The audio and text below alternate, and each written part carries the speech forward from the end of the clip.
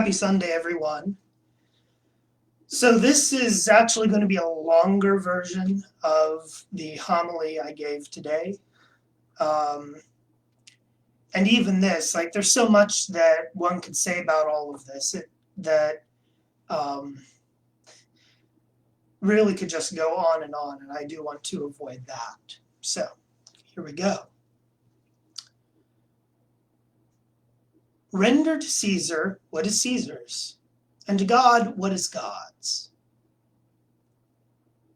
In the ancient world, the religious and everyday worlds were really completely interconnected, with a state religion and even the requirement sometimes to worship the ruler as a god. In today's gospel, Jesus gives us the justification of the separation of church and state. This idea has thoroughly transformed our thinking from those ancient ways, so that when we think of what we have, we see that part goes to the state, and part goes to God, and the rest is ours. This goes for time. God gets our hour a week, plus whatever daily prayers we say. The state gets our civic involvement and our jury duty, and the rest of the time is ours. Likewise, it goes for our money. We pay our taxes, we make our tithes and charitable giving, and the rest is ours. In this separation, Jesus has paved the way for the possibility that the whole world, in fact, can be united in the free association of individuals who, even though they may have different beliefs, are now able to be unencumbered by the imposition of one religious system or another. But wait a minute, Father, wait a minute. I hope you're saying, that doesn't sound like the teaching of Jesus or of the church. Right you are. Now, if what I've been saying up till now sounds fairly reasonable to you, pay very close attention to what I have to say here. The Pharisees at this point had it out for Jesus. They decided to team up with their arch nemesis, the Herodians, to catch him in a trap. Now remember, the Pharisees were super concerned about religious observance and the liberty of the Jews to live according to the law. The Herodians, on the other hand, were more or less happy to go along to get along with the Romans and even adopt their way of life, because it gave them the liberty to live as they pleased.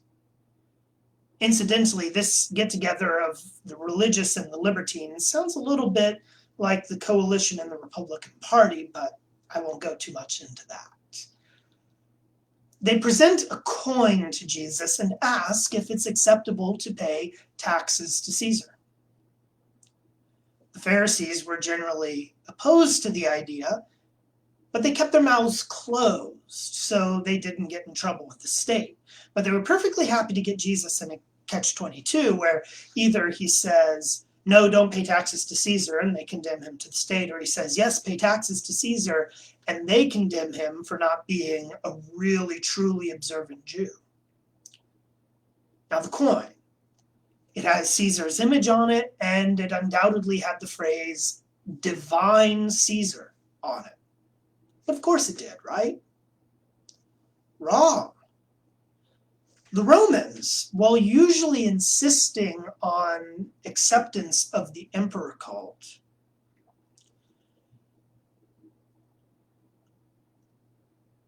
gave exemptions to religions that were older than theirs. And everyone knew that Judaism is one of the oldest religions in the world. And so they actually respected Jewish objections to emperor worship, even going so far as to mint coins in Judea that did not have the emperor's image on them. This was a concession to the likes of the Pharisees. But now here the Pharisees are perfectly happy to have blasphemous money on their persons. And Jesus catches them in this hypocrisy. Give to Caesar what is Caesar's. Namely, if you have no fear of receiving the fruits and benefits of a blasphemous system, then you might as well be contributing to it. And give to God what is God's, namely, everything. For God created the earth in its fullness. Indeed, throughout the Old Testament prophecy, God keeps on insisting that he must be the king of Israel. Indeed, the prophecies say that this kingship will be fulfilled in the Messiah, to whom not just Israel, but all the nations will bring tribute. That is, respect, honor, and taxes. Now, Jesus is using an ad hominem argument with the Pharisees. As far as he was concerned, he'd probably say, look, dude, it's a coin. Stop getting worked up about it. But he was, again, catching the Pharisees in their hypocrisy. Now, the Christian tradition has also seen this story as a basis for making a distinction between the religious and the secular realms. And at its start, this is really a uniquely Christian idea. Although Christ is our king, the government retains its own place with a certain kind of independence. St. Peter says in his first letter, "But you are a chosen race, a royal priesthood, a holy nation, a people for his own possession, that you may proclaim the excellencies of him who called you out of darkness into his marvelous light. Once you were not a people, but now you are God's people. Once you had not received mercy, but now you have received mercy. Beloved, I urge you as sojourners and exiles to abstain from the passions of the flesh, which wage war against your soul.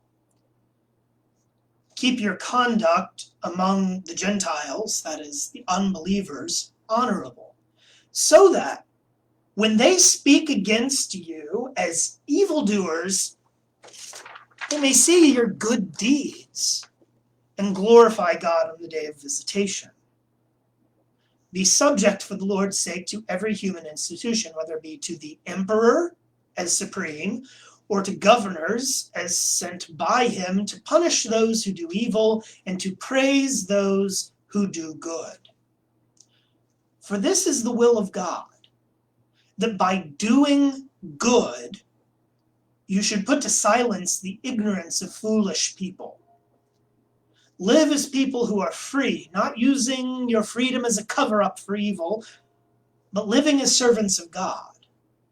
Honor everyone. Love the brotherhood. Fear God. Honor the emperor." Now, St. Paul tells us in his letter to the Romans, let every person be subject to the governing authorities. For there is no authority except from God, and those that exist have been instituted by God. Therefore, whoever resists the authorities resist what God has appointed, and those who resist will incur judgment. For rulers are not a terror to good conduct, but to bad. Would you have no fear of the one who is in authority? Then do what is good, and you'll receive his approval, for he is God's servant for your good. But if you do wrong, be afraid, for he does not bear the sword in vain. For he is the servant of God, an avenger who carries out God's wrath on the wrongdoer. Now, think of the emperors that he's talking about. Caligula, Nero, yikes, servants of God. He continues, therefore, one must be in subjection not only to avoid God's wrath, but also for the sake of conscience. For because of this, you also pay taxes, for the authorities are ministers of God, attending to this very thing. pay to all what is owed to them, taxes to whom taxes are owed, revenue to whom revenue is owed, respect to whom respect is owed, honor to whom honor is owed. In all of this, I hope you see a common thread. And it's a thread which is consistent with what the church has always taught about our relationship with the civil government. First, we must consider ourselves citizens of heaven, with Christ as our true king. Second, we are sojourners in this world. We don't have any lasting sort of citizenship here. And so we are kind of strangers in the world and in its society. Third, all authority on earth comes from God. And so we show due respect for civil authority for his sake. And fourth, the authority of the state and our obedience to it is based on reason and the common good, and therefore ultimately on God's law. Now this means, of course, that our obedience is limited to those things which don't violate God's commands. But my point today is not so much about that.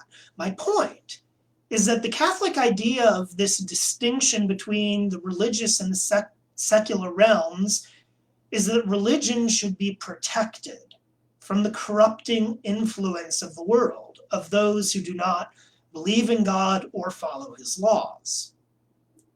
Now, that was the state in the Roman Empire. But as the world came more and more into the society of the church, which is our true nation while we're on this earth, this distinction got narrower, but it never disappeared. The Catholic Church never approved of theocracy. Now, objectors might say, well, what was done was theocracy. No, that was not theocracy. Because again, the church has a distinction between what can be known by reason and all of the logic for that. That is definitely true for civil society. And then the church has its own realm and its own liberties. Now, let's see the false notion of liberty that gives us the extreme idea of separation of church and state. I call for my witness Pope Leo XIII in his amazing letter on liberty, which I'd recommend that you read in whole, but anyhow, here are some excerpts. He says, what naturalists or rationalists aim at in philosophy, that is the thing that supporters of liberalism, carrying out the principles laid down by naturalism, are attempting to do in the domain of morality and politics. Now, a little warning here, the liberalism of which he speaks doesn't, at least in its more mild context, doesn't exclude Republicans either. This is kind of an overall thing in American society, at least in its most extreme forms. But back to it. So the rationalism is this doctrine that human reason is supreme, and those who support it proclaim that every person is the law to himself, from which arises the ethical system which, under the guise of liberty, exonerates human beings from any obedience to the commands of God and substitutes in its place a boundless license. So saying, well, there is no universal truth or law, so do what you will. He continues, for once man is firmly persuaded that he is subject to no one, it follows that the efficient cause of the unity of civil society isn't going to be found in any principle external to man, or in any principle which is superior to man, but simply in the free will of individuals. So again, truth is whatever our concept is, and that's what rules us. Truth isn't something out there to be discovered universally. So, The result is that the authority in the state then comes from the people only, and that just as every man's individual reason is his only rule of life, so also the collective reason of the community should be the supreme guide in the management of all public affairs. Hence, the doctrine of the supremacy of the greater number, and that all right and duty reside in the majority. So basically, if any individual is allowed to do anything he wants because of this principle of liberty, because he can't be bound by some universal truth, eventually you get the idea that society itself can only be bound by what society wills. He continues, once we ascribe to human reason the only authority to decide what is true and good, the real distinction between good and evil is destroyed. Honor and dishonor differ not in their nature, but in the opinion and judgment of each one. Does this sound familiar? One group of people says ABC is honorable and XYZ is dishonorable, and then the other group says exactly the opposite, and nobody can make heads or tails of it. Moreover, pleasure is the measure of what is lawful. Now, when he says pleasure here, he's referring to anything that makes us feel good or comfortable. The common good isn't being sought after. Rather, what makes everybody feel comfortable, which is not the common good. He continues, with reference also to public affairs, authority ends up being severed from the true and natural principle whence it derives all efficacy for the common good. And the law determining what it is right to do and avoid doing is at the mercy of a majority. So there's nothing which is over all of us saying that there are right and wrong things to do. If a majority of people think something is wrong, then it's wrong. And in fact, those people can pressure other people to say that that is the case. Now, continuing with him, he says, now, this is simply a road leading straight to tyranny. Once the empire of God over man and civil society has been repudiated by that society, it follows that religion as a public institution can have no claim to exist, and that everything that belongs to religion will be treated with complete indifference. Furthermore, with ambitious designs on sovereignty, tumult and sedition will be common amongst the people. Sound familiar? And when duty and conscience cease to appeal to the people as a whole, there will be nothing that can hold them back except force. I think we're seeing that. But, he says, the problem with force is that it can't ultimately restrain the covetousness of people. You can hold people down, but they're still going to lust for power and for other people's possessions. And he says, of this we have almost daily evidence in the conflict with socialists and members of other seditious societies who labor unceasingly to bring about revolution.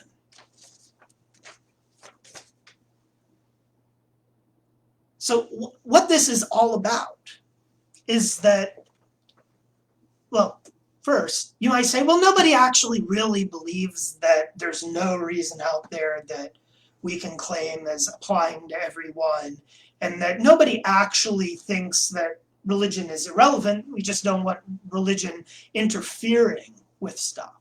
But let's consider some things. Why is it, I ask, that there's been a tendency for Jews and Catholics in particular to be overrepresented among federal judges historically? And the reason is that there's two sides to it. Jews and Catholics have tended to have a much higher regard for a very close adherence to the law, and so they often are able to work around with ideas of the law in their head. The other reason is because the understanding that we have of law is that it's not some arbitrary application of will, but rather it's something that can be known and recognized by reason. And so the distinction you find here is that in a lot of world religions, and even in Protestantism, you'll have this kind of disconnect between reason and religion that don't necessarily have anything to do with each other, but we consider them to be very much linked. Now, each has its own separate realm, but if there's going to be good law, it has to be based in what is absolutely true for everyone. Because the only just laws are those that are in accordance with reason. So when people object to the idea of a Catholic civil authority, a Catholic judge saying, well, they're going to impose a religion on anyone, I say, hold on here a moment. A good Catholic is not going to take purely religious principles and force everyone to obey them. In fact, a lot of the things that Catholics are accused of insisting on in public discourse are not purely religious things. In fact, we insist that they can be known simply by reason. People don't recognize this because they end up being corrupted in their reason because they're running after whatever appeals to them.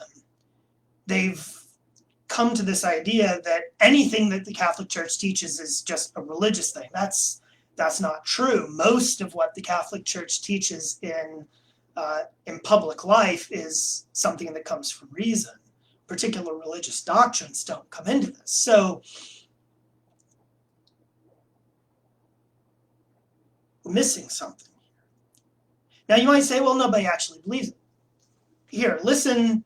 Unfortunately, not all Catholic judges have really relied upon this principle of reason. And I would point to Justice Kennedy, who wrote in Planned Parenthood versus Casey's decision this just awful statement. Listen to this. At the heart of liberty is the right to define one's own concept of existence, of meaning, of the universe, and of the mystery of human life. This is completely absurd. This completely undermines the entire notion of law. It basically makes law really into what the people overall want. And that is going to lead to all of the problems that Leo pointed out and which we are in fact seeing now. Now, what do we do about all this? I think among us Catholics, there are a lot of us clinging to an idea that we got of ourselves when Catholicism was on the ascendancy. You see, the Catholic Church in America has greatly benefited from religious liberty and from the protections that our Constitution affords. Now, I could get into a whole thing about the development of the idea of the separation of church and state, which is not in the Constitution, but there's a whole legal development there.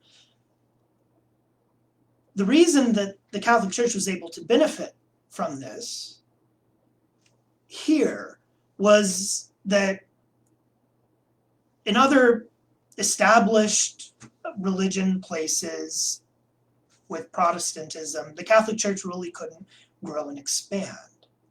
But in the United States, there were so many different particular sects of Protestantism that they were all jealous of each other, and they were afraid that religion was going to be imposed on them, and so they wanted the ability to at least be able to escape from somewhere under a common government that their religion would be respected. And so Catholicism slipped in through that possibility. Now, 70 years ago, the Catholic Church was getting to a point where we might be able to transform the whole of society into a more Catholic way of thinking. even had Bishop Sheen, respected by all, on the television, teaching the unadulterated truth. But we gave up on the idea of having the truth as our goal and settled for an idea of the lowest common denominator and liberty for everyone and unbridled liberty. And this has brought us to the point where we are now, where honestly, we Catholics, we're not going to have that kind of influence on society anymore for quite some time. And so we should probably be thinking of ourselves more along the lines of the situation of the early church in the Roman Empire, where you have the world and, we obey all laws which are in accordance with reason, but of course, there were some laws that were not in accord with reason, worship with the emperor, which you just could not obey. Or look at the example of Daniel in Babylon, who was a great advisor to the king, although there were various problems there. But there's good news in all of this.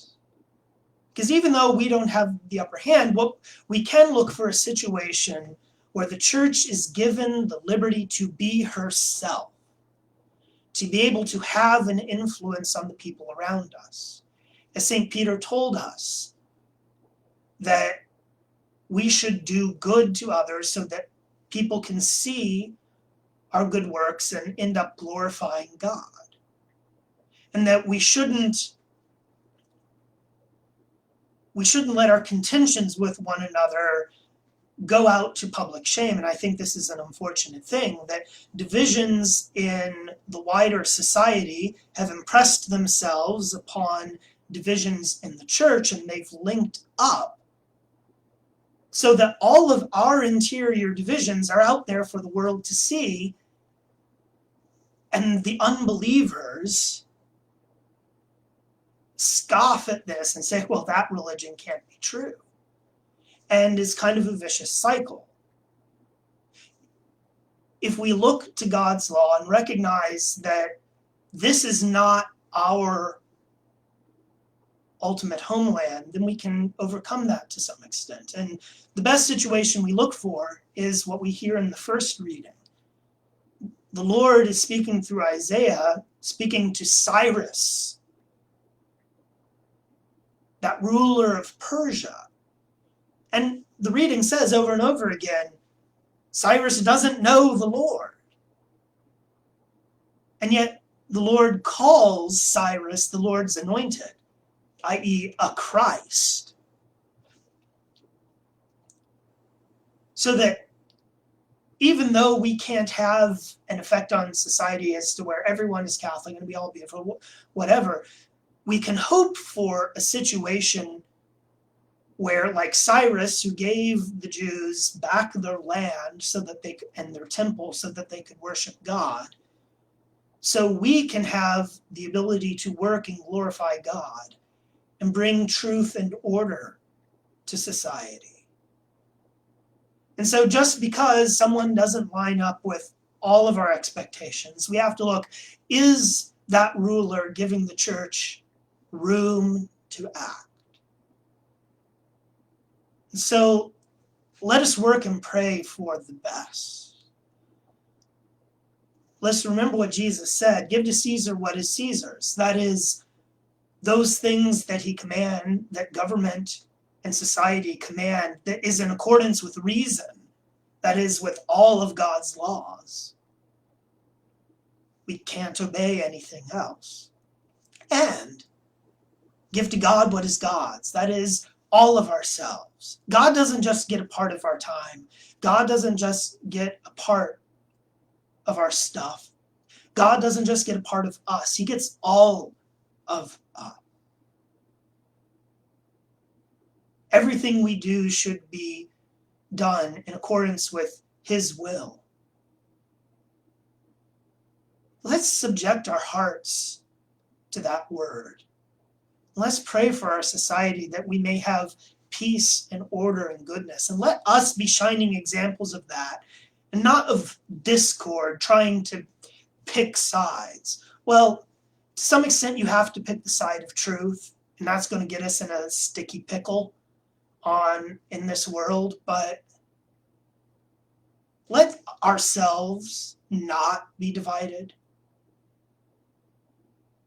Praise be Jesus Christ, now and forever. God bless you.